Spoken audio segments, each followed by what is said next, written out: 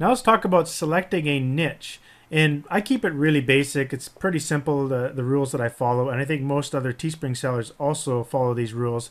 It's basically you want to be selecting a niche or topics basically that people are very, very passionate about.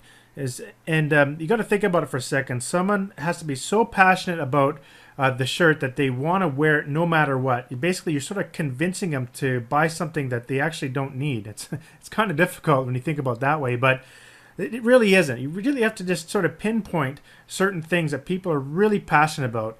I know some examples here is like people that are really proud of their profession, you know, their job, like nurses or firemen, things like that, that they've worked really hard to get their profession and they're really proud to be part of that community and helping people, sort of thing. So that's a very good niche to get into as well.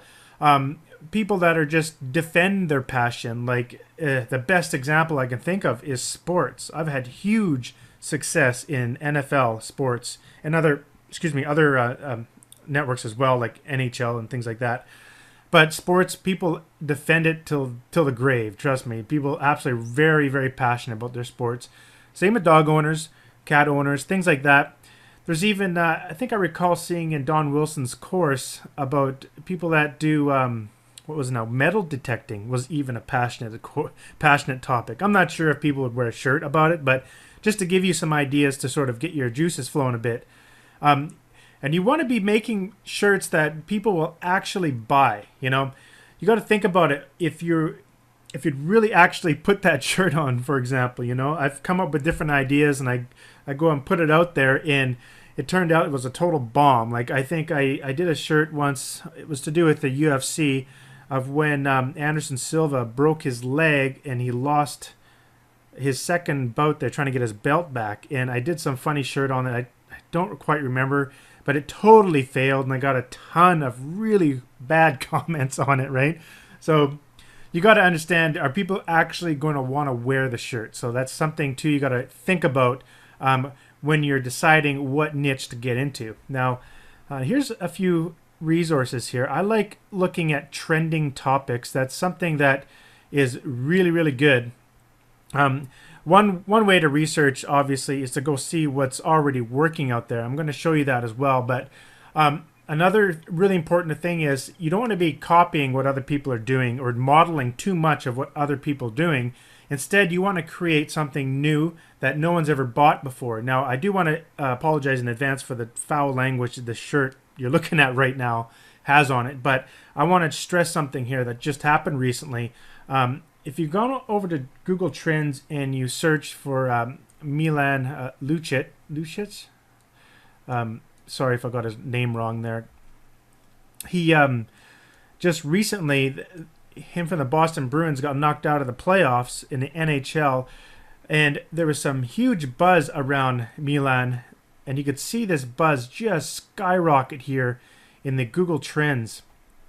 And what happened was basically Milan, during the handshake with the Montreal Canadiens when the series was over, he said some really harsh things during the handshake, and it's sort of like a prohibited thing you shouldn't do when you're showing respect with other teams. I don't know, some big controversy thing went on here, and basically what was said is supposed to stay on the ice, sort of thing, and it sort of didn't. It leaked out and got to the media, and a big focus on it, basically. Well, someone saw this right away and ran out and created the shirt. Good game, good game, good game. And this is exactly what he said on the ice, and then good game, good game.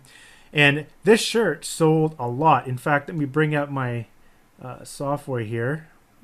Where did I hide it? That's not it.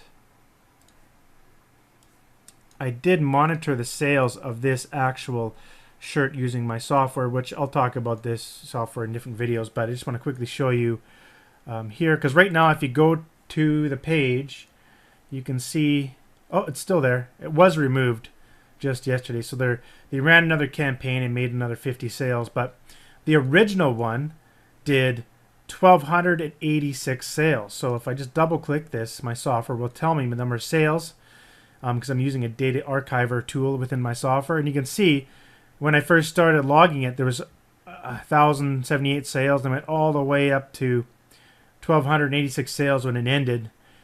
And that was in just 2 days there. So this was crazy, like really picked up really quick.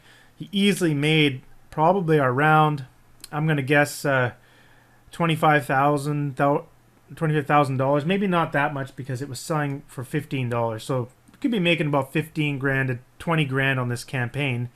And I could see here they didn't spend much on advertising because the actual face likes is pretty low, unless it was advertised on a fan page. I haven't done the research on that, but just want to stress the idea that when you're looking at new trending topics, basically there's no competition when you're the first one on that topic.